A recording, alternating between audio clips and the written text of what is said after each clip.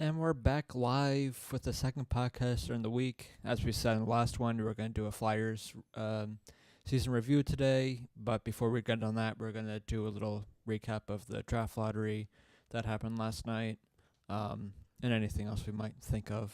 Yep. Jeff is very happy about the way that ended up last night. Oh, absolutely. And then, of course, after... So I will turn it over to the happy boy right next to me, Jeff Quake. Hi. Yeah, so for those who don't Did know... he make a double? He just waved to me. Yes. For those who don't know, of course, the NHL Draft Lottery was held last night. Mm-hmm. And oh my... Which is something I texted you, too, just before we get into that. Why did they make it an hour? Like I don't know. Because you were texting you before it happened. I was like, why is it an hour long? Like, before it was always a half hour long. Just well, no, because basically... Because the first half hour you said it was just them talking or whatever. Right, exactly. Like on a panel. They hold a 1 hour draft lottery special. But the thing that annoys me every year, and I always forget this every year, is they do all this playoff hype crap first. Yeah. And then talk about, who the number one overall prospect is, which is Jack Hughes, of course. Mm-hmm. And then at 8:30, they begin the draft lottery. It's the final half hour. I'm like, well, that's right. I don't know. It's just it was weird. I think it's they just say, oh, the draft lottery starts at 8, but it's really to draw all the attention of viewers for the playoffs. And by the way, those start tonight, and I can't wait for that. First game, 7:00, Tampa Bay versus Columbus, and 7:30, Islanders versus Pittsburgh Penguins. Tampa series is USA, Pittsburgh NBC SN. But so they started going down the list, and obviously we were going very excited because. But in case you didn't really, get to see it or so don't here really know is how the it turned recap out. of picks 15 all the way through 1. 15 Montreal Canadiens, 14 Arizona Coyotes, 13 Florida Panthers, 12 the Minnesota Wild. Mm-hmm. So that automatically propels the Chicago Blackhawks, who had that pick originally, to a top 3 pick. So then that gave the number 11 pick to the Philadelphia Flyers. They went down a spot. Right away, what was your reaction to when you saw that Chicago got jumped up to a top 3 spot all the way from number 12? I was like, oh boy, the Flyers are next. Yep. Yeah, and right away I was thinking there's still a chance for them to get a top 3 pick as well. But of course that didn't happen. It really stinks because they had a top 10 pick, and now they're just out of the top 10. But this is where the Flyers, because they have, hold on. They have 10 picks, if I'm not mistaken. Yeah, 10 picks. So they've all of their 7 picks. They have New Jersey's 3rd, Arizona's 6th, and Montreal's 7th. Yeah, Montreal's 7th. So they could use either an extra pick to move up higher within the top 10 or stay put. Now, of course, and if they were to do that, I think they'd move one of their third rounds. Yeah, exactly. That'd be more valuable. I think they would move because I was saying this to you before the podcast started. So since New Jersey has I'll bring that up. Hold on, I almost ruined it there. Vancouver has number 10. Anaheim is number 9. Edmonton 8. Buffalo 7. Here's where it gets interesting. The Detroit Red Wings have number 6. So they jumped down 2 spots. Number 5 was LA. They went from number 2 to 5. And one of those picks, either 5 or 6, that belonged to the New York Rangers. I think it was the Kings pick, and 5 belonged to the Rangers. So they have a top 3 pick. Number 4 shocked everyone. Colorado, who has Ottawa's pick. They had the best chances, and they dropped from 1 all the way to 4. Amazing. Number 3 turned out to be Chicago. Number 2, New York, and the winning draft pick was the New Jersey Devils. They jumped up from 3 to 1. So if you don't take Jack Hughes with the first overall pick, you should not be in hockey. Yeah, I'd say so. New York, for them, I think the clear choice is Capo Caco, the clear second choice in the draft. And then for the third overall pick, Vasily Podkolzin from St. Petersburg, Russia. He's 17 as well. So these top three picks, they're going to be phenomenal. I can tell you right away. Yeah. You never know, but I have a strong feeling that they're going to obviously. I have a strong feeling they're going to be either Nico Hischier or Dylan Strom. Yeah. That's fair. Because these guys aren't. I don't know why I'm comparing it to Connor McDavid, but they're not Connor McDavid-esque where they're just going to jump in the league and take over. No, and rightfully so, because Jack Hughes, he's only 17. Podkolzin, he's only 17. Kakko, he is 18. But still, you do have a point. They're not Connor McDavid-esque, or even Jack Eichel-esque, where they could, or Austin Matthews, or even Mitch Marner, where they can just jump right in the league, or what's his name in Winnipeg? Patrick Laine. Yes, exactly. So going back to the Flyers, because they have New Jersey's third round pick this year. So because I brought this up to you. Since New Jersey has the first overall pick, does that mean that the Flyers have the first pick in the third round because they have New Jersey's pick? I honestly don't know. I don't know if it just kind of goes back to before the draft lottery at that point. And that's what I'm curious about is, does New Jersey have every pick in the draft since they pick first overall, or how does that work? Right. Because I honestly don't know. I don't know either. So. I'm curious. We'll have to obviously keep an eye out for it. One of the biggest shocks is Colorado. Not only did they not even get a top 3 pick, they don't get the number 1 pick. They dropped to 4. I thought they were probably going to get number 3. Yeah, being honest here, but imagine if Colorado got first overall and they're in the playoffs right now. Imagine that. But not the end of the world. I think that's kind of why they might not have. Exactly. There was, I sent this to you actually later in the night. The tweet. Or yeah. Here it is. Frank Saravelli tweeted out, here's where it gets fun. NHL draft lottery balls came out 12-4-2. That left 11 possibilities for the final ball. The New Jersey Devils had 4 of them, 36%. Interestingly enough, of all the teams, the Philadelphia Flyers also had 3 of them at 27%. Vancouver, New York Rangers, Colorado, and LA Kings each had 1. The winning combos 12-4-2 and 10. So that kind of hurts. Yeah. Because the Flyers could have jumped up, apparently. They could have, but they were just didn't. 1 short. So that really hurts. I do kind of have a theory, though. Go for it. I guess more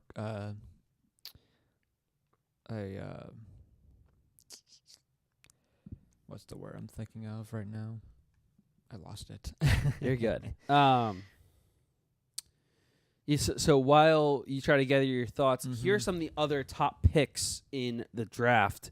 Dylan Cousins, I think he's going to be a superb pick. Baseball player. Yes.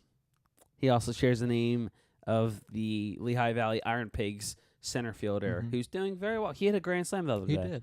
It's pretty awesome. Kirby Doc, I think it's Dak. I don't know. He's a 6'4", 198-pound center, Saskatoon in the WHL. He was born in 2001. That's scary. But before I get to my point, what do you think of how the lottery kind of came out through the results of it? I think it was a good change because you got to see. Well, first of all, this is the highest pick in the history of the New York Rangers organization ever. They never had a pick as high as number 2. So I think of course, being a Flyers fan and everything, that kind of hurts having 2 out of their 3 most hated rivals having the first 2 picks in the draft, with Rangers 2, Jersey 1. Yeah. And it doesn't help that Chicago's 3, but it would hurt more if it was Boston or Pittsburgh. Oh my gosh, could you imagine Pittsburgh? Those 2 teams that don't really care. Yeah. Because Rangers are a huge rebuild, and Capo Caco, he's going to have a huge presence for the Rangers. Mm-hmm. I don't know how And they drafted pretty well last year too. they did. They did. One of the players, because they had back-to-back picks, right? I want to say they did, but one of the picks they had was the big defenseman that I really would have liked the Flyers to grab. I'll bring up the results right here again. I'm drawing a huge blank, but yeah, the Rangers got him, and I think it's a great pick overall. But yeah, my theory is Oh, you're thinking that, of the yeah. Islanders. They had back-to-back picks. no, it was the it Islanders. was I thought it was the Rangers. Keandre Miller. That's who I wanted the Flyers to pick. Okay. But he went 22nd overall. The wrong New York team. Yes. But But it certainly is interesting. What are your Yeah. thoughts? my thoughts is I don't really do the conspiracy thing, but I Mhm. think there might have been a little bit of a help by the NHL a little bit. Right. Not like how it is in the NBA where you kind of know it's kind of rigged. Yeah. I don't think this is normally rigged. I don't But think I so. also it's kind of weird to me that the Rangers and Blackhawks are top 3. Yeah. No, that I do 'Cause agree I feel with. like they don't like that those two Yeah. markets or even New Jersey because they're right outside of New York Exactly, yeah. or not in the playoffs right now. Yeah. No, I 100% agree. And LA gets the 5th overall pick. I mean that they dropped down there. Yeah, third which hurts before. them, which is surprising, but But those were big. yeah, and then Edmonton It kind of goes back to what I was saying yesterday, where it's weird that some of these teams are out. And I right. feel like I don't think the NHL really wants these teams. Exactly, because out they're anymore big. They're 'cause big city markets, yeah. teams, big markets. Exactly. Like look where Chicago plays. Mm-hmm. Look, the Rangers. They play in Madison Square Yeah, Garden, the right in the best middle- and biggest yeah. stadium in the world, in the NHL, and Right in the middle of New York City. exactly. And what better And place New Jersey's to have? right outside of New York City, and and what better place to have a playoff game than in Madison Square yeah, Garden? exactly. But no, I do agree with you. Which is why I It's also a little, This is why I also think the Flyers might have been so high. Yeah. Too, because the Flyers are another big market right. that isn't in the playoffs right now. Yeah, no, it's definitely an interesting theory for sure. And I see the point you're making. Because you know and- me, I'm not really much of the conspiracy. right? Theory kind of Neither guy, am I. But Because I do find it weird that these are the 3 that are it's a there. bizarre coincidence. And the Devils again after they just had. yeah, after they just got the first overall Yeah. pick 2 years ago. Yeah. So that part I do agree with. Is Even a though little they would weird. have, if they wouldn't have moved, they would have been 3rd. Yeah. overall. Either way, that we've had a top 3 pick. Yeah. But then speaking of weird coincidences or whatever you want to call this one, I swear every year someone posts this and it always confuses me. Mm-hmm. And I something just clicked in my head now, which is why I think it. Actually, no, that doesn't even make sense. Never That mind. people talk loud when they want to act smart. Yeah, exactly. How'd you Yeah. know? But correct. But no, Maybe we should play it's so quietly no one can hear us. it's the fact that every year I see one person tweet out how the NHL or some person Mhm. leaks the draft lottery Yeah. results like an hour or two before it even happens. Right. And it happened again last night. They're like, "Oh my god, it's rigged, it's leaked, here it is, blah blah blah." And I don't know, it just interests me. But Right. yeah. So some of the other top picks that really sticks out to me: Peyton Krebs, Dylan Cousins, and there's one more, Kirby Dack, Mhm. as I mentioned. So those are certainly some really big names to Because I look thought out for. for sure Detroit would have been the top 3 Right. They fell, I believe, from 4 to to 6. 6, Yeah. and LA fell from 2 to 5. Mm-hmm. That hurts them big time. It does. So they're, obviously whoever's in the top 10 I mean, it's is still going to get a solid the player. draft is pretty good. Like the first top 10 maybe Yeah. around there, but then after it kind of falls off a little. Yeah. But But in Chicago, they went up 9 spots. New Jersey 4, New Jersey 2, New York 4.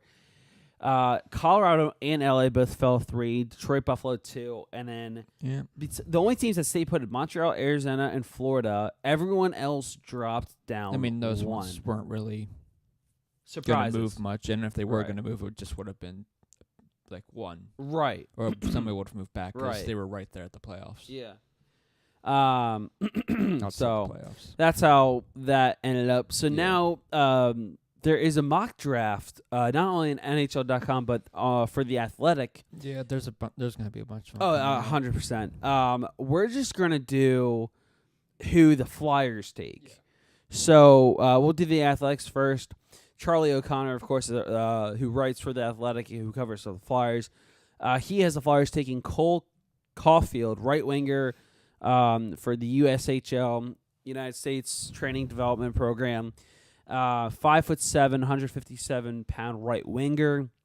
He wrote in his little section, the Flyers still possess one of the deepest prospect pools in hockey, even with the recent graduations of Carter Hart and Philip Myers to the NHL, though Myers remains Calder eligible.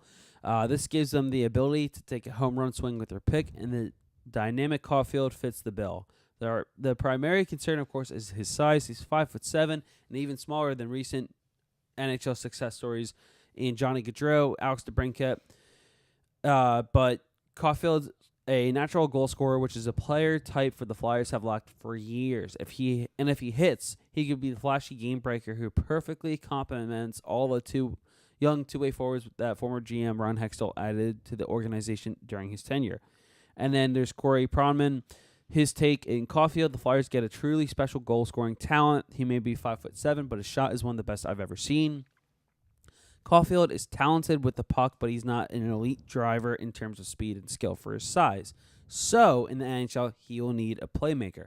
Luckily, the Flyers have Claude Giroux and many other talented forwards who can get Caulfield the puck. In that situation, you can line him up on the left flank or slot him on a power play and watch him score 20 to 30 goals for a long time. So after that little section that I just read for both Charlie O'Connor and Pronman, how do you feel about the Flyers taking Cole Caulfield at 11th overall? I'd be okay with that. Yeah. From the way they seem, about him, they seem very high on him. I'm excited. I think that's would be a good pick. Now, if you go to NHL.com's, there's three possible players, because I think they gave 3 picks for each pick, except for the top 2, because those are obvious. Their opinion on this. Exactly. So there's 3 different guys who thinks. So go ahead with those.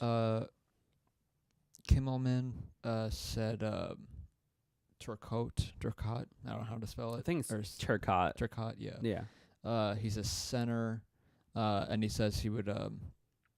Scouts were impressed by his two-way ability and his skating, which would be great if the Flyers could have that. Absolutely. And not only that, but Kimmelman also said that he could fill a need for a high-skill middle six center to go along with Sean Couturier and Nolan Patrick. Morale said Krebs. Yep, Peyton Krebs. An elite two-way player who can excel as an offensive catalyst or a shutdown role. Krebs Kootenay with 68 points, 19 goals, 49 assists in 64 games. Okay. Pretty good. Yeah. Over a point per game. The page said Soderstrom. He said the right shot defenseman could be one of the most complete players available at his position. He knows how to attack, but he always is conscious defensively. He already made the leap to the Swedish Elite League this season, which, if we're doing that kind of, out of the guys that were mentioned, I kind of like that more because the Swedish Elite League is a more prominent league than the juniors is. Yeah, ironically, for last... Yeah, sorry, go ahead. But also this, too, something that you mentioned either in the last podcast or podcast before, that the Flyers should look more defensively in the draft. That guy sounds like the best bet for a defenseman if they want it. Right. And not only that, but it's interesting because on NHL.com, they have, Soderstrom going 11th overall. In The Athletic, no one has him in the top 15. Right. So it's just interesting. It's just on how people feel. Right. But now, as much as I'll put it this way. Either one of these guys, the way they're saying it, scouts, like the Turcotte ability of skating and everything. The Flyers his two-way ability. Two-way ability, which is good, and skating, the Flyers don't have the best skaters, not the fastest or whatever. They need someone who can backcheck very well. Krebs could be a good one, too, and the fact that he could be in one-on-one shutdown situations, especially with middle six or even fourth line if you put him there. And then, obviously, defensively. You need more help because you have Philip Myers, who's up with the club. Sam Yeah. Morin's up. We just saw Mark Freeman up Mark for the last Freeman, game, but he I think is- he could be up next year. I doubt it, but Actually, already- that's true. There's that's not too- really room. There's not really room, especially if they sign someone. That's true. Yeah, so they have all their But young you saw that guy guys coming up, too. Yeah, they have all their young guys except for Freeman in a way up in the NHL. Mhm. You know, so because they spent so many years Yeah. rebuilding on defensemen alone after Chris Pronger went down, and now Yeah. I think it's time to rebuild. I'll put it this way: if Peyton Krebs is available at number 11, I'm taking him. If Yeah. not, I'm going defenseman. Yep. That's how I see it. Because So once again, he's another guy who has speed and quickness. yes, Something the Flyers could really use. absolutely. Because outside 100%. of Konechny, they're not really the fastest team. Because No. Konechny has some speed. Him and there is. I'm blanking. Lindblom has some speed, some speed, but not the as much best, as TK. yeah. I think TK is Patrick the fastest doesn't have skater. the greatest No, speed either, but I think some. I think that's something he could work on. well, that and I also think some of his injuries might have kept him from right. getting his full or get that speed up more. Yeah. But he finally gets an off season to heal after and he was even missing the last couple of games because he was dealing with an injury. Mm-hmm. Yeah, for sure. But yeah, I guess we'll be seeing this more once the draft gets closer. But Yeah, till then, there's playoffs and everything, so absolutely. this will probably go back on the back burner. So, but with that, I think it is. That's kind of the most Recent news, yeah. and Of course, the playoffs starting tonight. which you already mentioned. Yep. But I think it's time to look back while we go to our Flyers recap. Yes. So if you don't care about the Flyers or whatever, this is the time you're gonna want to sign out if you're not into them or whatever. If you don't like them, or if you just want to hear our opinions, then stay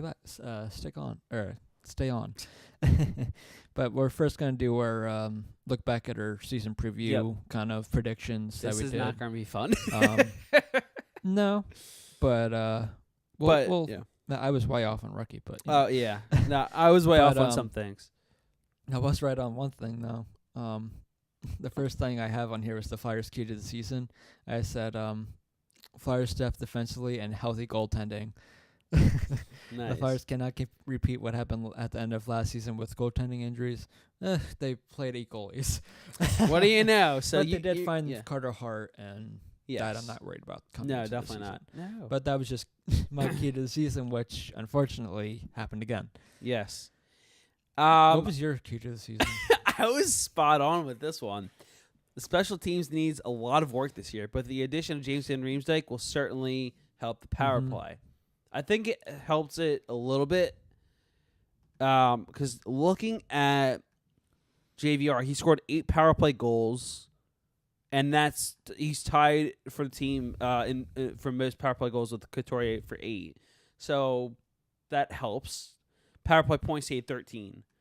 Not as again, he only played in 66 games this year. He missed 16 because of an injury, like the second game in. I'm going to look up their special teams Yeah, stats. while you look how that it ended up, up at the end of the season. so then power there's that. play ended up being it actually jumped up. It went to 23rd at the end of the season. It's still not the best. Yeah. What about penalty kill? 17.1%. What For about PK? penalty kill? Yeah. That went That went way 26. down. Okay. It actually went up That went up because they were dead last to at 78.5.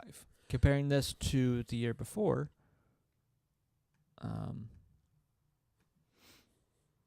power play. So power play were 23rd. They were 15th last year at 20.7%. Holy crap. So we dropped down. significantly. Way down. Even And wow, that's wild. PK, the Flyers were 29th. Okay, so we went up 6 75.8%. spots. All right. Yeah. They Cool. went up 3 points. All They right. went- Who was your player to watch? My player to watch was Nolan Patrick, Travis Sanheim. For Patrick, a healthy offseason and preseason and an upgraded line mates should bring a more productive Patrick. For Sanheim, a full season on the Flyers will be interesting to see how he progresses his game from the Phantoms. Which is great Sanheim, because you were 100% right. I was. Wait, who's your first one again? Patrick. Patrick. Okay. Because it was Patrick first healthy offseason. Right. So it's expecting. That makes sense. For Patty, he had a career high. I think it was goals or assists, and in points. One of those, two out of the three. He He put up 31 points, 13 goals, and 18 assists. Yeah. So I think it was a career high. It was a career high in assists and points, because he had 13 goals, 17 assists, and 30 points last year. He had the same amount of goals, just one more assist. Yes, he put up a career high by 1 point. Yeah, but he played the same. He played one less game this year than last year, 72 to 73 last year. So he's playing a healthy dosage of games.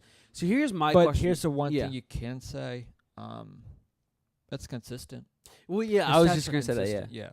But it's funny because I was talking because my dad has been so hard on Nolan Patrick because he's the second overall. Exactly. That's understandable. Exactly. No, that I do understand, but at the same time, it's like, look, you got to give him a break because he hasn't had this is only his second full season and his first season where he had a whole professional all-season training. And for the most part of the season, he didn't have the best line mates. Right, exactly. And during his first year, he had pretty bad. When you're in a line with Dale Weiss, you're not going to get a whole lot of points. I still think they should stick with the Patrick Lindblom. I like that combo. That's going to be a great combo, especially when Voracek came out of both his injury and then his he came out suspension. On fire. He came out on fire. Oh, absolutely. And then it's funny because I was to prove my point that Patrick has still been doing well. He just needs good line mates to do well. Exactly. But not only that, but if you go back and look at like the top, not even if you look back in the whole first round of the 2017 draft, only 8 to 10 players overall had either made their NHL debut last year or this year. Right. And that's it. Everyone else is still in juniors. I mean, the comparison is going to be him and Heischer. It always will be. Yeah. Just like McDavid and Eichel, Matthews and Laine, McDavid, it's not even close between McDavid. Oh, no, I know. But I'm saying their names are going to be linked together forever because there's the 1-2 pick. Yeah. That's what I'm saying. But yeah, no, I agree with that. What was your... Oh, so my player to watch. Yeah, what was yours? So technically I was right, but in the wrong way. Ivan Provorov. Okay. So I said the top defenseman for the Flyers is due for yet another remarkable year and could very well be named a finalist for the Norris Trophy this year. He was a player to watch, but again, in the wrong way because he had one of the worst seasons we'll probably ever witness for him. Sure. I don't know what was going on. I don't know what was the deal beginning of the season and other parts of it where it was struggling, but you did see at times the old Provorov back. Right. Especially during the when they were winning more. Yes. That streak around then, that he was playing better. Again, I think he's one that if he's with the right defense pair, it's Where I think he and Sanheim would be a good pair. I just would like to see him back with Ghost. Yeah, I think so. Yeah. Let's see here. Because I wanted to go because the Flyers they had. Who did you have? Flyers leading goal scorer. Claude Giroux. With how many points? 95. I was 10 off. I had 100. Wow. Because he put up 100 the season before. Yes, 102 Over 100. to be exact. Yeah, he had 85 points this season. And then the next one, it was most goals for a Flyers defenseman and how many? I said Provorov and 20 goals. The Flyers said Provorov and 22. That didn't really happen. Okay. Not even close. It was Ghost, actually. Wow. Tied with Sanheim with 9 goals. The other one got to double digits. It was not the best. Really, well, Ghost kind of struggled. Yeah.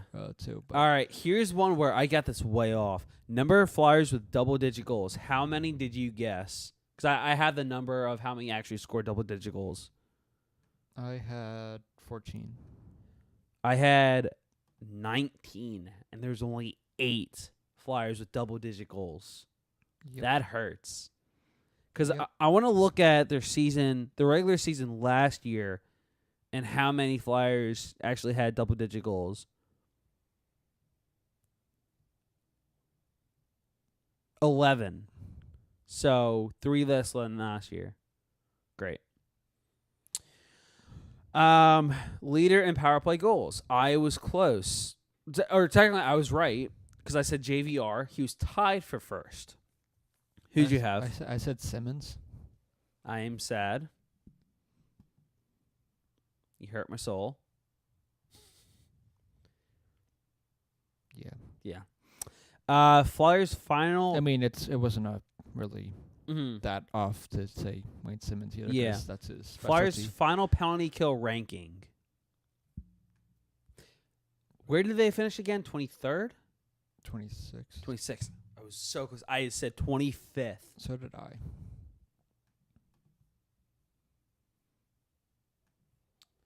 The next one. Oh, wait, that's overtime. Damn.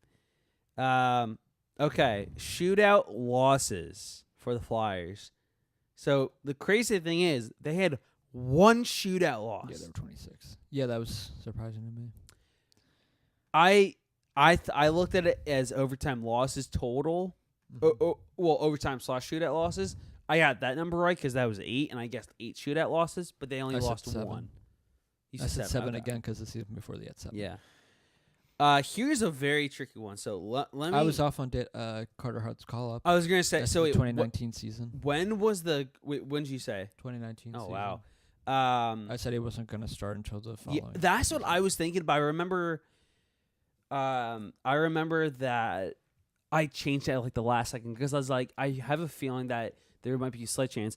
I said February 12th. You were off by 2 months. I was. He was called up December 17th. So 2 months and 5 days I was off. Mm-hmm. Where will the Flyers finish in the I Metro? said Oh my! I said 3rd in the Metro.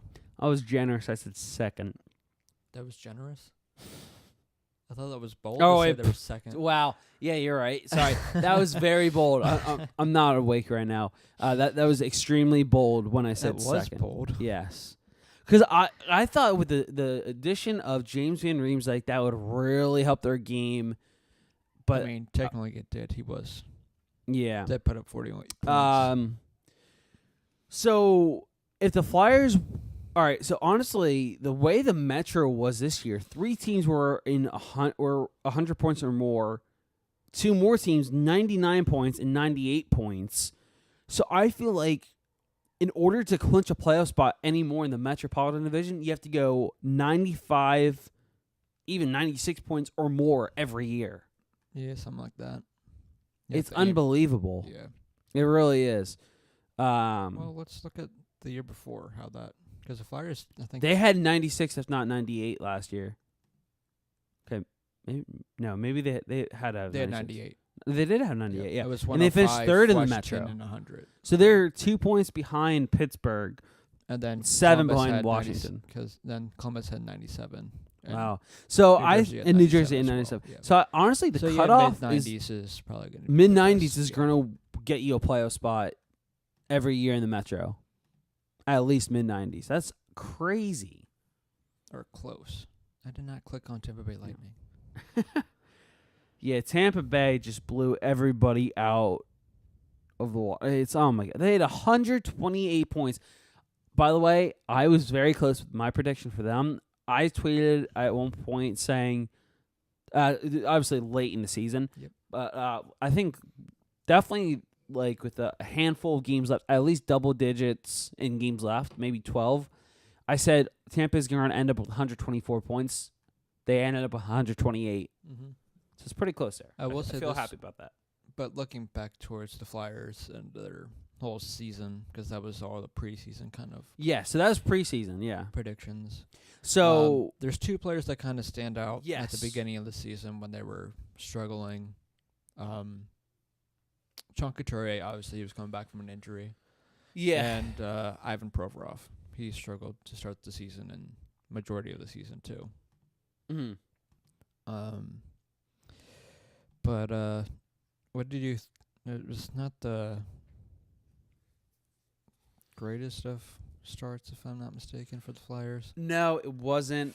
Well, no. They got off to a decent start. They beat Vegas Yeah, the first game, and then they lost to Colorado. Oh, that's right. They did go to Colorado.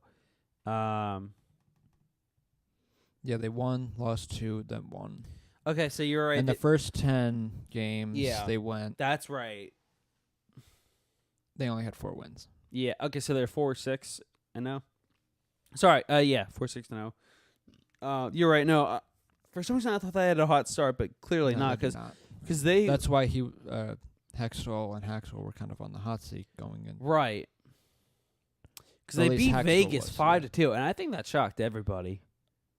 It did, but to me, I thought that was like oh my god, this is going to be a really good Flyers season team this season. And then they got destroyed by Colorado. No, but then in that same game, JVR got hurt. Yes, and that changed a lot of things because sorry, not destroyed by Colorado. They got beaten by Colorado 5-2. Yeah, 5-2. That's right. They lost the same amount they won the game before. Okay, well, yeah, but then they got. If that's destroyed, then they got absolutely decimated by San Jose. Oh, they did. They lost 8-2 in their home opener. Yep. That shouldn't happen ever. Mm-mm. Unbelievable. Yeah. So they had a really tough start. Then they split between with Vegas. They lost 1-0. Yeah. They lost to Columbus 6-3, beat New Jersey 5-2, lost to Colorado again 4-1, got shut out by Boston 3-0. They got beat by Islanders 6-1. Then they closed out the month 3-2 against Anaheim. I think that was the overtime game. Yeah, it was a struggle because even going to it wasn't. It was. But yeah, no, I agree. January around then when the Flyers hit rock bottom and last in the whole league. Yep. Multiple times, I believe that happened. Oh yeah, multiple times, easily. And then it wasn't until, let's say, January 10th. Game 44 of the season, because they beat Dallas and then lost to the Devils, but then they went on. Yes. They won their 7. Oh, hold on. They won their 8-game winning streak. Right after that. Mm-hmm. Then they were trying to play better. Here's the thing, though, for the Flyers. So this happened. What, the winning streak? Oh, no. Okay, because what month were we in right now? Right now? Well, that you were talking about in the season-wise. You said January? I said January 10th. Okay. Well, we need to go back a couple months because I just remembered. I forgot how early, quote-unquote early this was. November 26th, the very important date for the Flyers in this season, Ron Hextall was let go. Yep. So that changed a lot of things. And there was a press conference. Was it before or after the Blue Jackets game? This, I think, was like right after. Because this was November 26th. Oh, November 26th. I'm looking at the wrong date. Sorry. You're good. Right, they played. They were in between. That was what it was. They had a couple days off. It was after Toronto. Yes. Because they played at Toronto, lost 6-0. Yes. And then they didn't have a game till the 27th. Right. So they fired him. Yeah, so Hextall got fired. When that happened, what was your initial reaction? It was a surprise. Yeah, no, that was a big time surprise. It was a surprise because even when we did our podcast then, and then the explanation after between Holmgren and what's his face, Dave Scott. Yeah, that one. It didn't really make me seem any happier with the decision. Right. They didn't really have any answers for anything. And that's exactly right because they kept saying, "Oh, I don't know," or they kept avoiding the questions, and that really pissed me off. Then they were like, "Oh, but Hextall was doing really good for us. Yeah, he got us out of the cap situation, which he did, it's and do all this." Yeah, I don't know. There's but then it's like, "Oh, no, we just want to win now." Right. Like, okay.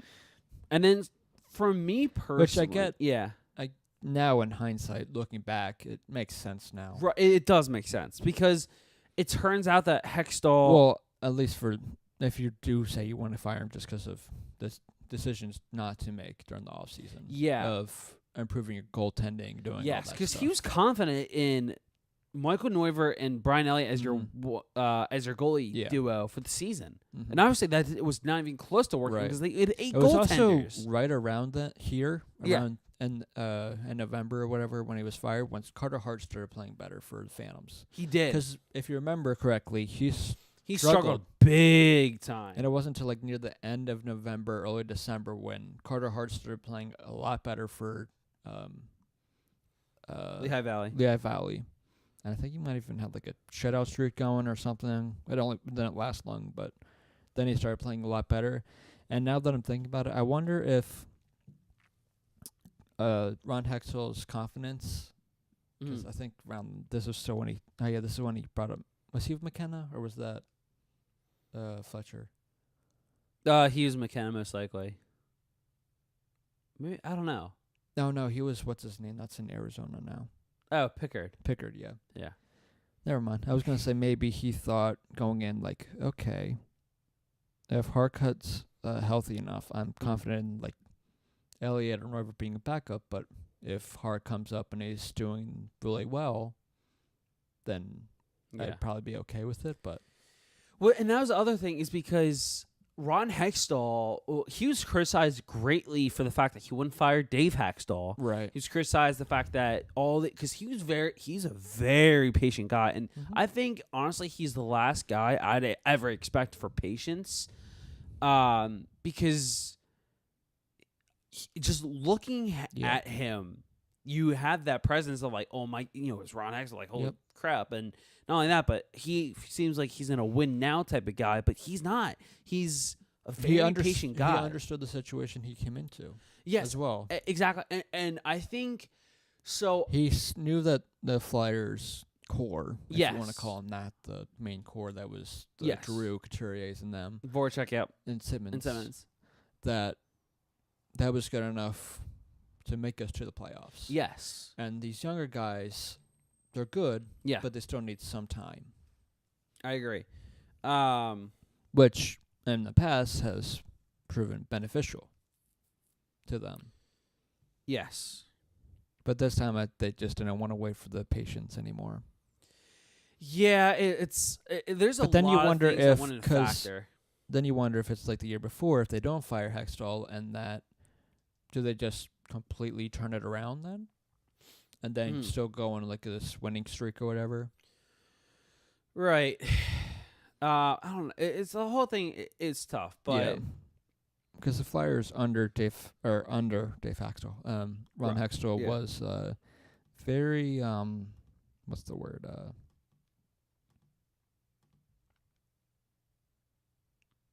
I lost it. Not having a good podcast today, Jeffrey. I can tell.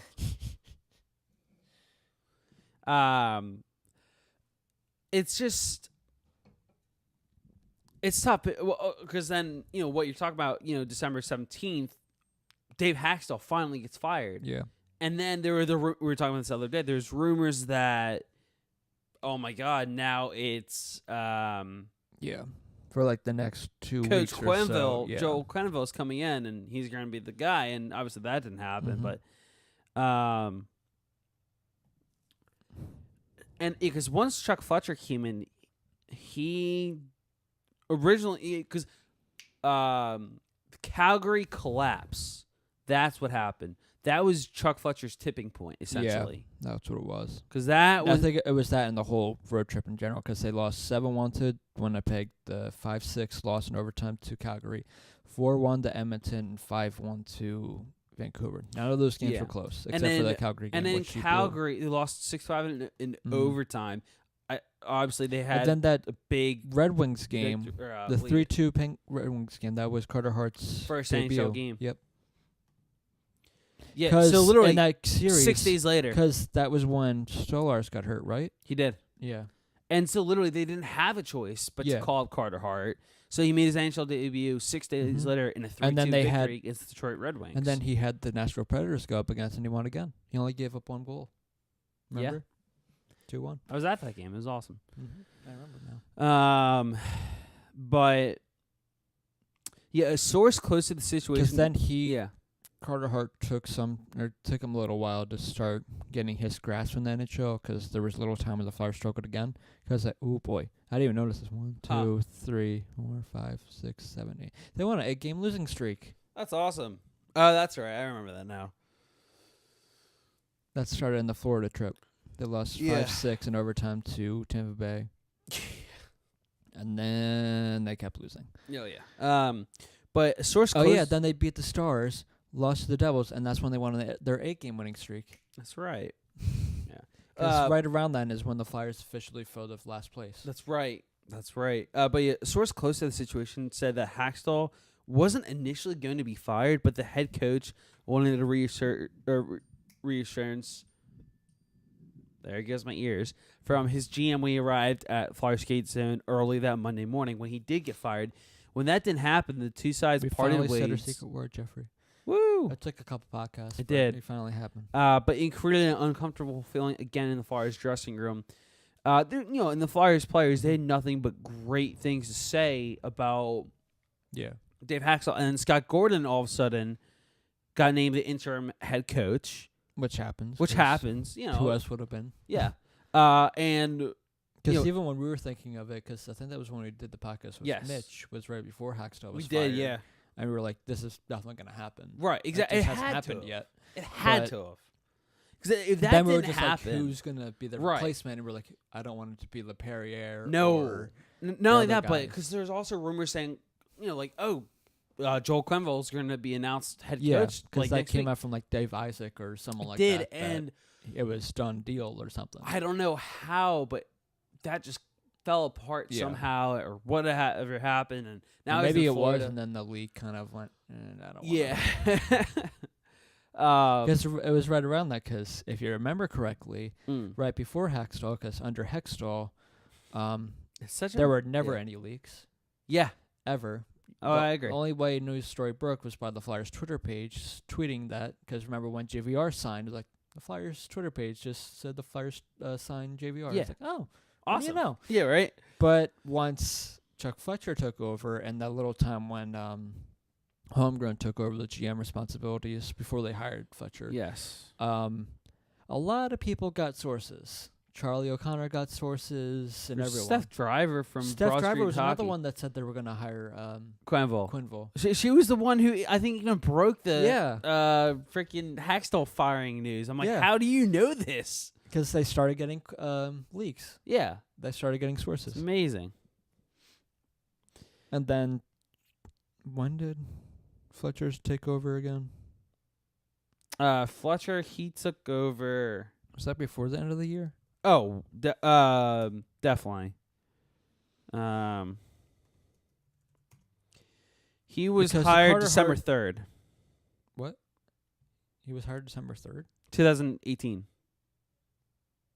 Oh, I didn't realize that was so early. Right. Because he was hired a week after Hextall was fired. Oh, right. Now I remember. So, yeah. Oh, I didn't know this. He's an assistant GM when the Penguins won the Cup in 2009. Oh. So he's a Stanley Cup ring. That's kind of cool. Go. But from the wrong team. Which is probably why they hired him, because he has the ring.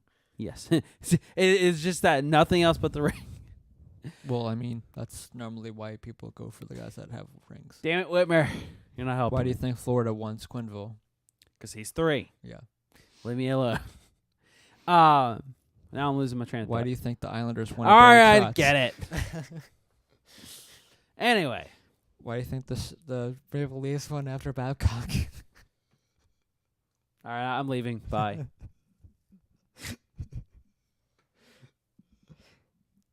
You're just the worst. Mm-hmm. Anyway, back to what we were talking about. But so those are two huge turning points in the Flyers season. And I really did think... There goes your mic. That's what you get. But I really no did more think... talking for you, said Mike. I really did think that things would turn around for Philly. And right away... So December 18th... It took some time, but it did. It eventually happened after their losing streak. They closed It was out out of nowhere, too. Yeah. Because I remember right around those podcasts we did, we're like, when he did those fun predictions, like I don't. I think Yeah, we're just I gonna don't feel lose. comfortable. We're with just that. gonna lose. Yeah. But yeah, so to close out the year in 2018, they went 3-3-1. Mm-hmm. They started off the new year horribly. Yes, they did. Like really horribly. Yes, they they lost did. 5 in a row before winning 1. Then they won 1, 2, I should say. 3, 4, 5, 6. Okay, then that's where they went on Their the 8-game win streak before it snapped against LA in a shootout loss. Yeah, wasn't that also when Carter Hart went on his winning streak? He did. Too? Yeah. That was awesome. Then again, the whole month of January, that was just a doozy. Then February came around. And then February came around, and then skip all the way up to the Penguins game, really. Because remember, that was also when... I'm in March, that's why. Yeah. Because he said between the 2 Penguins games, that game and the outdoor game would decide... We would split one. That and that it would decide whether the Flyers would make the playoffs or not. Exactly. And that really was a turning point because the Flyers, in their first game against Pittsburgh, they lost 4-1. Then they won 3 in a row before losing to Tampa. They lost 5-1 to Montreal. And that point, going into the Stadium Series game, they really needed a victory. Hart was hurt. Remember? And Hart got hurt, and that was like he got hurt before going into the Montreal got game, which is why they struggled so much in that game. It was during the Montreal, or it was like during the warm-ups of the Montreal game. He got hurt. Right. I remember that specifically, and he decided to play through it. Yeah.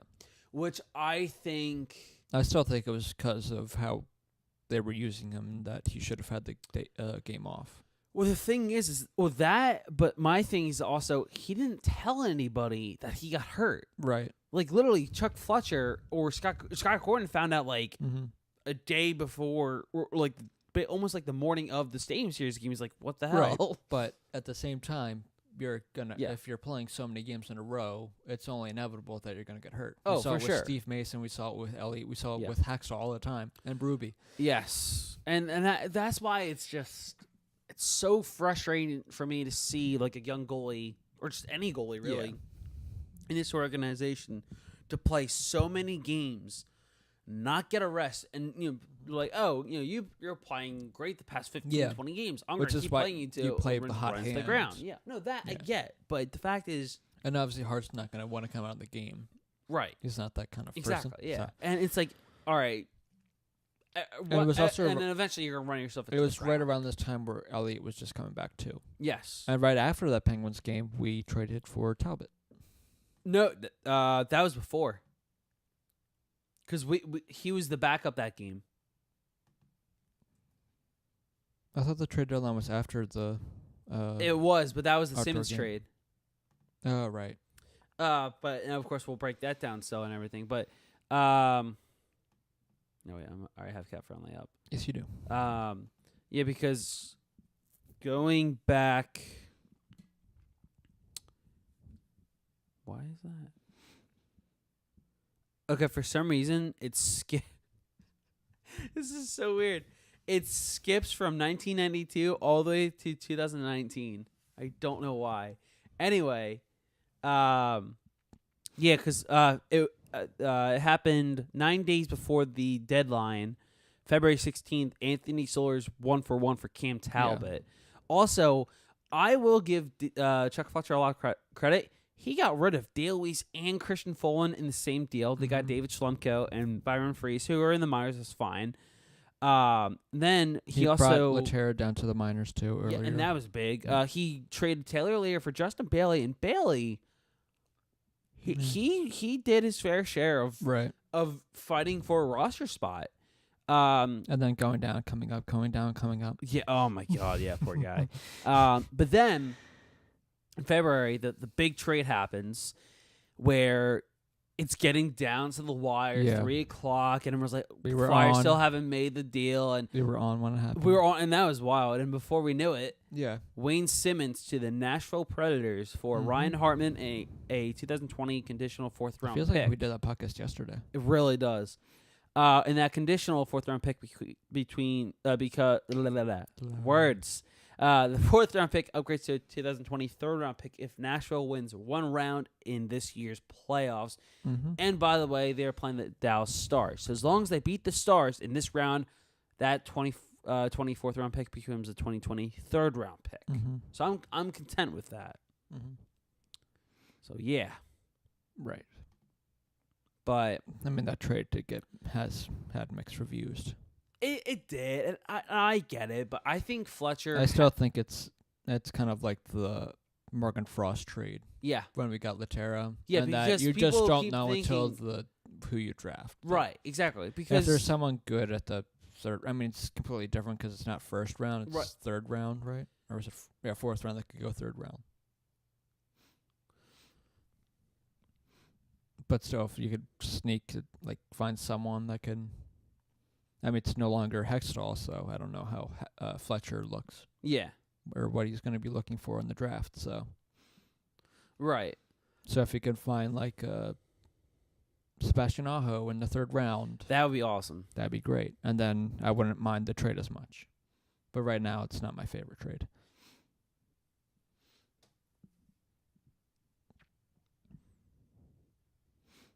And then we get to March, Yes. which started crush my soul even more. which started pretty well. The Flyers went 4 for 5. They won 4 out of 5 games. They beat New Jersey, the Islanders Lost to the Caps twice. They beat Ottawa. I think this was the huge turning point in the season. The 5-2 loss to Washington, but then Mm-hmm. the 7-6 loss to Toronto. They had a 5-2 lead. Yes, they did. You cannot let that happen. If you I have a think 5-2 lead, that was the turning point. yeah. That was when That officially deemed the season as mm-hmm. this season's done. That's Even though they beat Pittsburgh 2-1 in overtime, the season next was day. done at that point. because They lost. remember to in those Toronto Islanders 7-6. games, Voracek got suspended. Yeah, and and that if didn't help. If he doesn't get suspended, because it was the first Islanders game, or was it the second? First Islanders game, because the second one they're possibly looking for Right, because then revenge. he missed the Senators game and the Capitals game, right? Y- and he came back to the Maple Leafs he game? He missed the Caps and the Islanders game. He came back to the Senators game because he got suspended. Okay, the third. So March 3rd was the game where Voracek got the misconduct. Within 2 days, between the 4th and 5th, there are days off. Yeah. Voracek got suspended, and then on the 6th, that was his first game suspension. Okay, so Second it game was after the this. second Islanders game. Yeah. So yeah, Yeah. Maybe the Capitals game turns it differently if Voracek's in it. Because remember in the Islanders game before, it was when he came back from his injury and he was everywhere in that game. yeah, He did really was well. phenomenal. And I feel like that would have been a game because that he would have brought it to the next game kind of thing. The energy from that, even though it was a couple days later. But that just would have been me. And maybe the Flyers get a point, still lose, but lose in overtime or something. right. I mean, it still doesn't change much, but it's a point. Yeah. I mean, there's obviously points in the season where you say if something different happened here, maybe the outcome would have been different. Yeah. But it didn't happen that way. So, Ugh. yeah, those 2 games are a big one, and that's when I started saying they should start playing Talbot more and bringing in more and Right, everything. and that just never really happened. That didn't happen until they were and like. it frustrated the hell That out didn't of happen me. until they had a 1% chance to make the playoffs. Right. Honestly, I don't think. I think it literally. Oh, also the thing that really irks me is because Sam Marin got cleared to play, Mm-hmm. and Scott Gordon says, basically, I'm not going to play him until we're mathematically eliminated. And I thought to myself, I get that, I really do, but maybe some of these defensemen are tired. Maybe you should play Marin over a McDonald who can't do squat. I mean, McDonald wasn't playing since the middle of February, so because Myers came in. That's around right, here. and Myers played great. playing But now. still, every now and then, players who are struggling, they might. Yeah. It might be a little controversial because think about the reaction when Gostisbehere got benched Or Konechny. or Konechny. Exactly, like these players over the last few years that got benched and everything, it was an uproar. But my thing is that if there is a player, because I get it, you want to make the playoffs still, but when you lost 7-6 in that and had a 5-2 lead against Toronto, After you got pretty destroyed by the Capitals the game before. yes, that was the turning point, and that was when But then I was like, your season was over. that was your turnaround. But like that Penguins game when when Couturier won and Provorov got the empty net. Yeah. When he skated back, I'm like, okay, this could be possibly. Wait, something. no. That was the 2-1 game right after, right? No, that was And in then- overtime. Yeah, that was the game. That was the game after the Maple Leafs game. Yeah. That was the game Couturier got the game-winning Yeah, goal in yeah, overtime. yeah.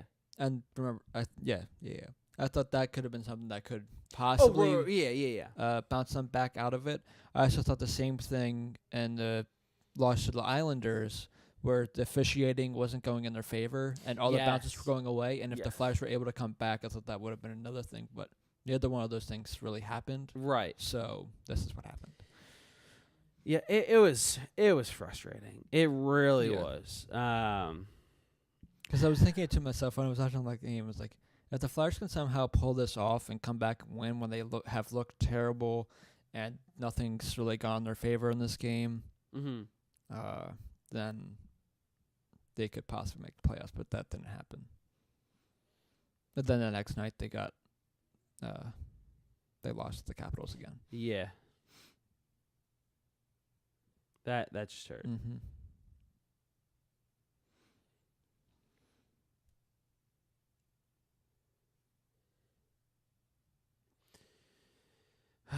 It's frustrating. And just remember, they went 2-8 in their last 10. Yes. Which I guess you can say that's pretty much how you can explain how the season went. Yep. They did what they do every year, where they just make it or just miss out. I know, but because last year it was, are they actually gonna stay in the playoffs? And it came down to the last game, and they made it. This year it was, we're gonna, instead of being like completely bad or whatever, and getting better odds at the draft lottery, it went possibly being where the Devils were. Yeah, they went down a spot. I know, but still, that's better when the Flyers are at 11. Yeah. This is, I think, one of the more frustrating seasons I've ever witnessed. It was.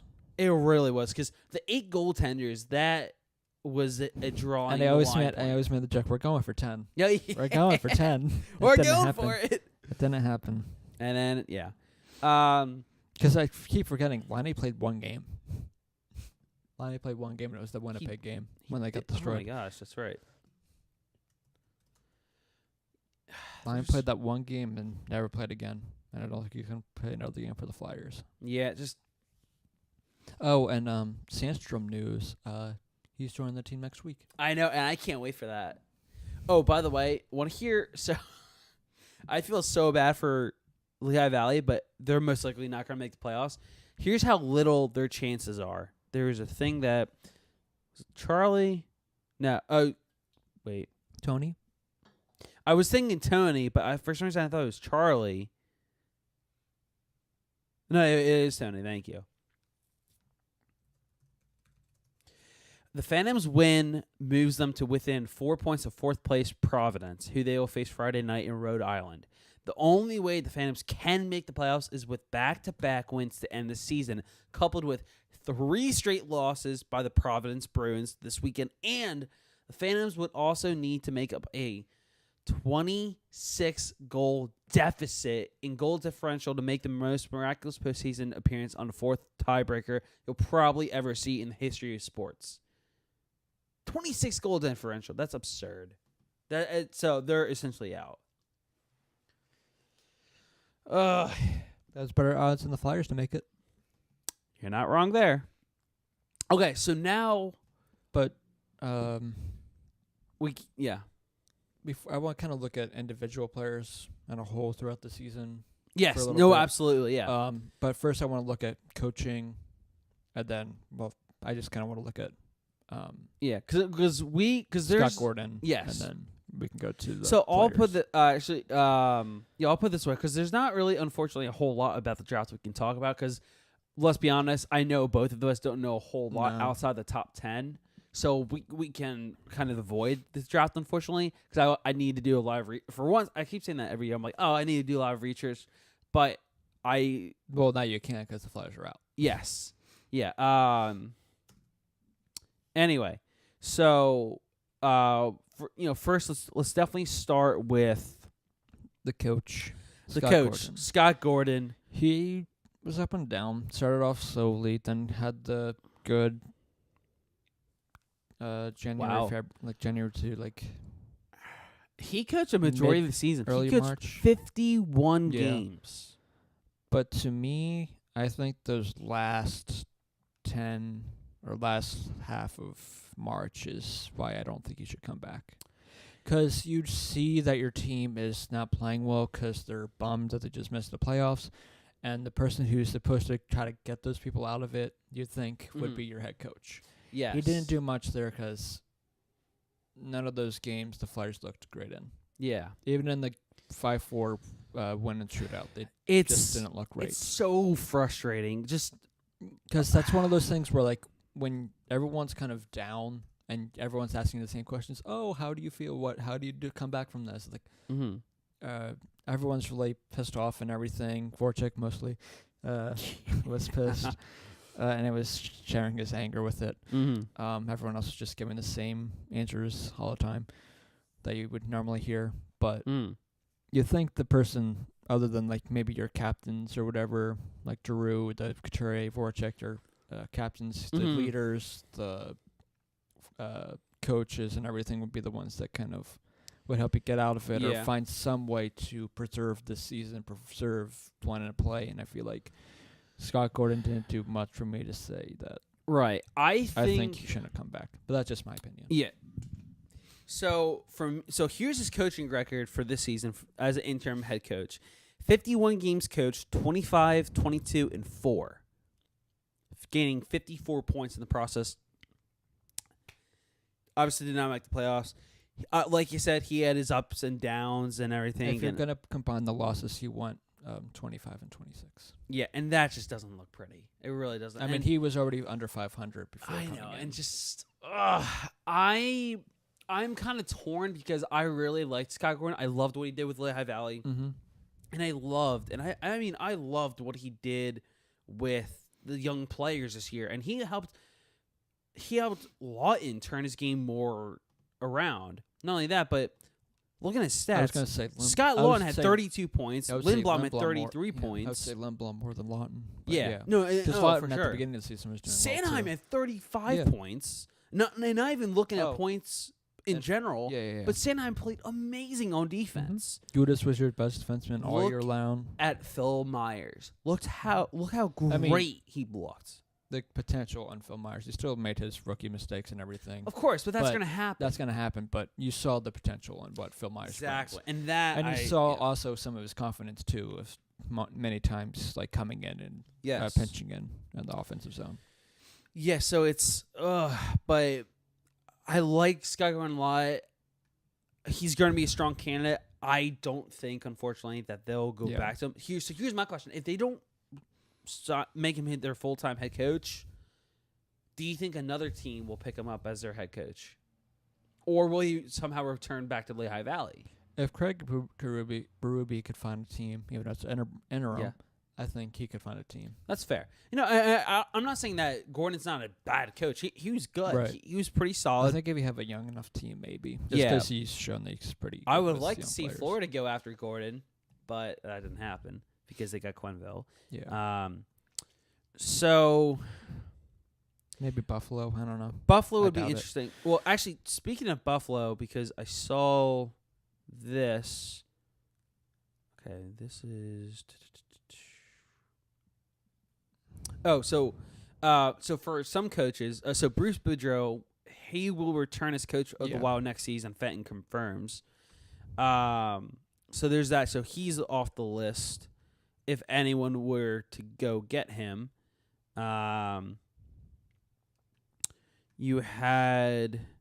there's something about Buffalo I definitely retweeted here. It was regarding coaches and everything.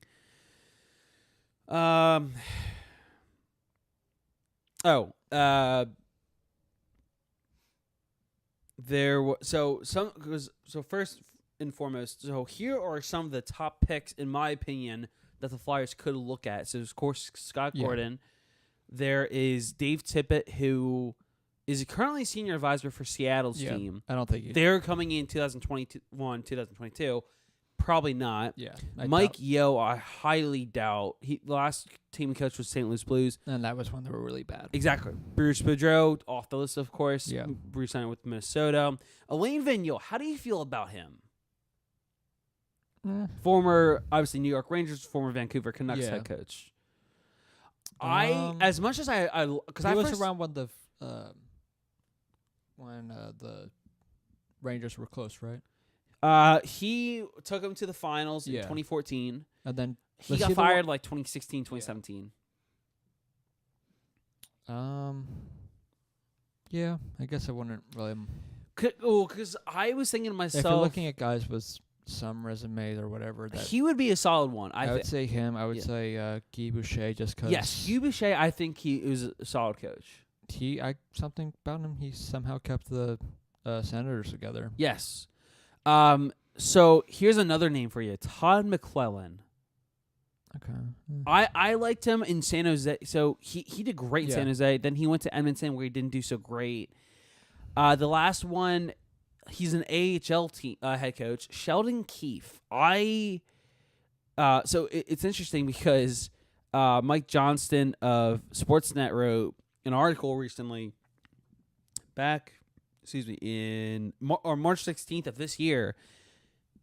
In an article, he said, according to Sportsnet's Nick Kyprios, it appears the organization, the Toronto Marlies, and coach are in agreement on a new contract. I haven't seen anything of it being official, but it definitely sounds like that Sheldon Keefe and the Toronto Marlies are trying to keep each other in the same spot. Yeah. Out of all those, I kind of would prefer him. I would too. So the good news is and also Phil Housley has been fired as Buffalo's head coach, so they'll be looking for a new head coach as well. But so one of the reports that came out, Bob McKenzie 2 days ago reported on Todd McClellan. The Kings are still in the mix for him, but the Sabres scheduled meet with McClellan this week and are very interested in hiring him. So there's that. So I don't know where I'd go with him.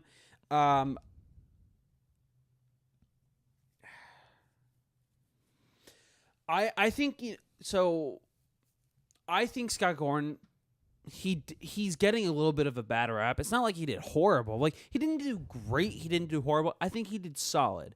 He helped turn this Flyers team around, and yeah, of course there are areas to work in, but overall, I think he's done a pretty solid job. He most likely won't get hired by Philly, but I think if that happens, then another team will push for him, which I'm okay with, because I would like to see him succeed. I'm still on this one, and that I knew it, Ghost. What? Sam Carchidi updated the story, just posted it. Shane Gostisbehere admits to injury, pledges he'll be much improved next season. He didn't want to use any excuse, but he suffered a knee injury after he blocked a shot October 22nd against Colorado. He said, definitely the toughest season I've been in personally in my 4 years. It's tough for sure. We've been thinking about the season for a while now. I mean, especially when you get knocked out and you have to play 4 pretty much meaningless games, and you just got to go out there and play. But, so he's been playing hurt most of the season. Mm-hmm. So I knew something was wrong with Gostisbehere there. So this was fine. People think he was bad. I still think he was doing okay. He struggled. He put up 37 points. Yeah. And that's still not terrible. Like, for him, it's not goals, but it was mostly assists. And that's fine. Like, as long because I also think if they were to trade him, that would be a horrible mistake. Yes, it would. A horrible mistake. Because think about not only that, but look at his contract. $4.5 million into 2022, 2023. That's a steal for a player of Gostisbehere's talents. That's a steal. It is. That's literally 1.2. Hold on, 1.65 million more than what? Okay, wait. What? I'm doing the math wrong here. I am. I don't know why you're. Yeah, no. Hold on. Sorry. But yeah, Ghost was the best defenseman last year, and just because he had a bad year this year. Okay, I think. Here it is. He's only making $1.15 million more than Ratko Gudas is, and Gudas' contract expires in 2 years. Mm-hmm. Well, yeah, after next season, I should say. Yeah. So yeah.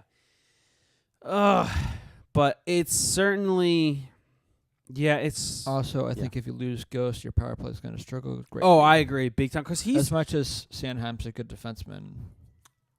Because you need Goss spare for that one. Because that's also another what thing. I don't get. I didn't see him take that many one-timers this year. Oh, and in case you're wondering, and the 5-4 shootout win over the Maple Leafs, Ghost was not in an overtime. Of course not. Mm-hmm.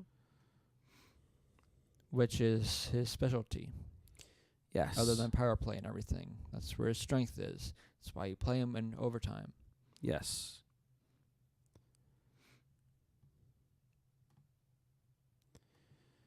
So I want to do this. I think Ghost is going to have a bounce back year next year. I'm really hoping. I hope Fletcher is smart enough to see that and doesn't. I think so. He's a very smart guy, very nice guy. He's great at what he does. But I think that he'll be fine with Goss spare, of course, moving forward at this point. There was, because the Flyers had their media day the other day when they cleaned out their lockers. According to Bill Meltzer, Fletcher said so the big keys in the offseason are quality veteran defensemen, more two-way forwards, a goalie partner for Carter Hart, and continued growth of young players. Mm-hmm. So, I mean, yeah, that's kind of obvious, but at least he's going out and say it publicly and everything. But so looking at defensemen for free agents wise, Erik Karlsson, and that's it. I don't know how much it would cost you. You got money. But draft pick wise, but RFA Jacob Trouba. Because my thing is, I don't know how many draft picks they would have to give up. That's why I'm hesitant on that. Tyler Myers is going to be a UFA. He's just going to I think he's just going to resign. I would love to have the only if you're going to resign, if there's any RFA, I think the only RFAs that you would ever want to go after this offseason would be Mitch Marner or Braden Point. That's it. And that's fair, yeah. I don't think the other ones are worth losing draft picks over. Right. Let's see here. All right, so I'm updating for just UFAs.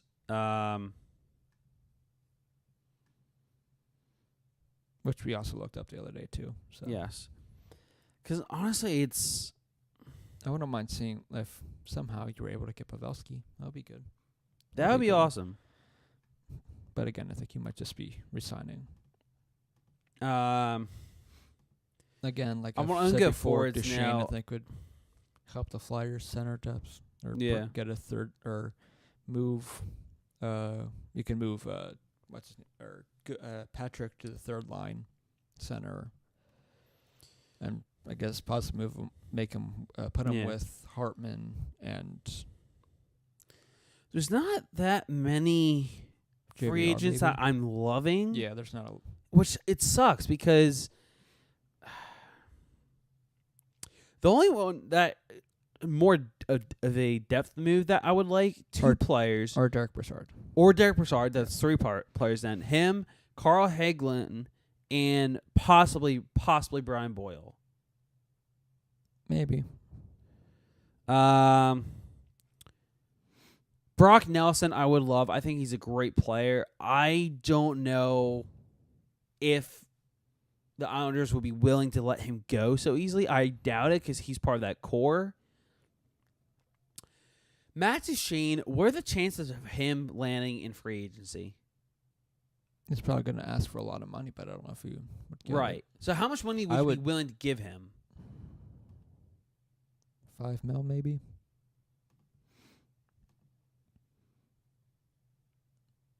Put with the right people, it could be really good. Yeah. Which is why I think he's probably the best, arguably the best center out there that you could possibly get. Joe Pavelski I would like to. Joe Pavelski, he would be fantastic, yeah. But he might just resign in San Jose. And I think they'd probably be dumb to not resign him. Plus he's their captain. How could you not resign your captain? Yeah. That's what I'm also saying. Anders Lee, he's going to resign with them. Yeah.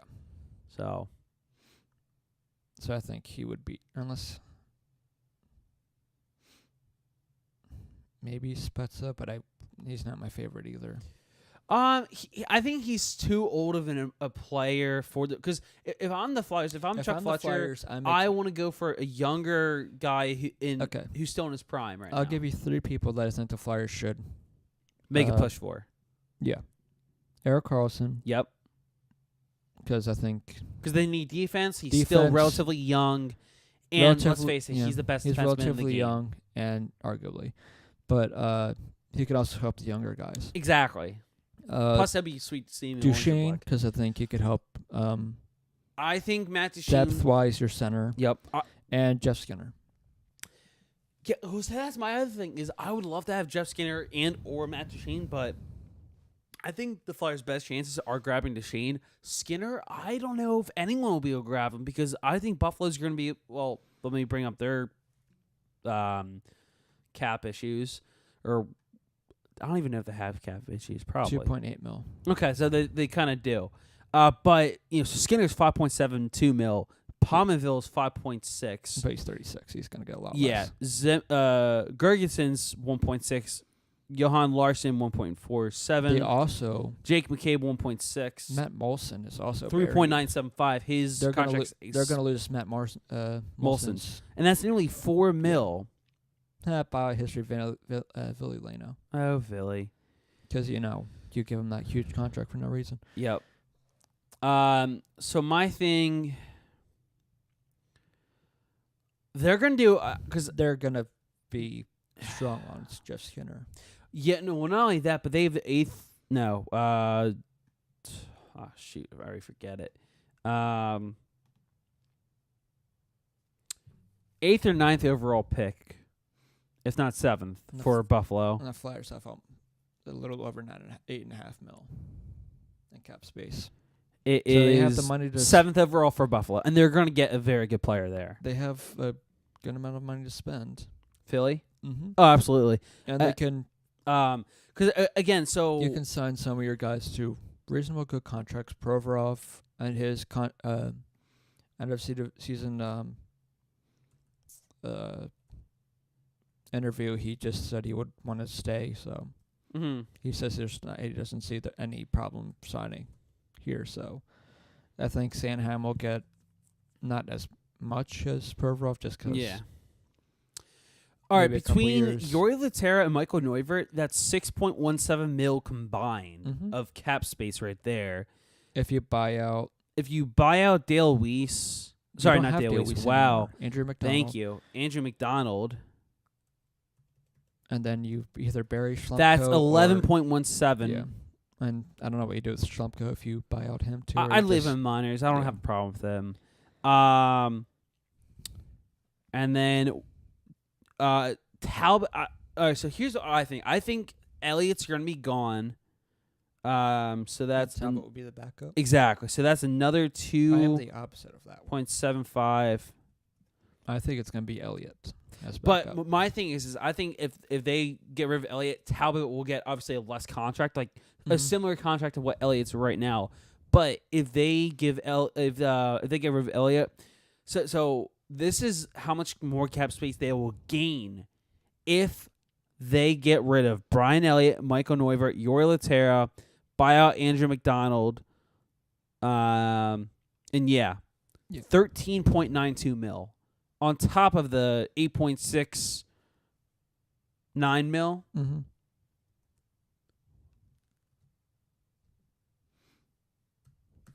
A little bit more math. All right, so if you add their current cap, 8.696 mil plus change, plus the 13 and change, they have 22.62 mil in cap space. Yeah, I don't think you'd have any problem signing Carlson You or shouldn't Duchesne. have a problem with getting a top name free agent. If you don't, there's got to be other moves in other areas you need to get done. If I'm Chuck Fletcher, if I don't get one of Eric Carlson, all right, let me just hold on. Let me just update all of my or for cap friendly the free agent list because this thing's driving me nuts. If I'm not Chuck Fletcher and I don't get one of Eric Carlson, Matt Duchene, Jeff Skinner, possibly, those guys, and I feel like I'm missing another big name, or is that it? But one of those three guys, you want to go after Panarin or Panarin, even, then this is a big loss for a free agent class. Right. If I don't get any of those guys, which I'd highly expect the Philly to get one of those guys, or at least be strong contenders for, my focus would be possibly Kevin Hayes, Derek Brassard easily, Gus Nyquist, Marcus Johansson. I would love. I doubt it, but Brock Nelson, maybe a Jake Gardner, Carl Hagelin, any of these players in this range, I would prefer to get. But then again, I don't know how many they'll actually be able to get. Yeah. Richard Panik, cheap $2.8 million, 27, 33.75 games for Arizona. Not bad option either for a depth move. So, yeah. Yeah. So we'll see what the Flyers do, but yeah, not the best season for the Flyers. It really obviously. wasn't. It was highly disappointing. Ups and downs. Yeah. There goes my mic. It really was very disappointing. Yeah. So all we gotta do now is enjoy the playoffs. Yep. Let's see what the moves the Flyers make. Yep. Exactly. And we'll keep podcasting, of course. Yep. Throughout the playoffs. Mm-hmm. And yeah.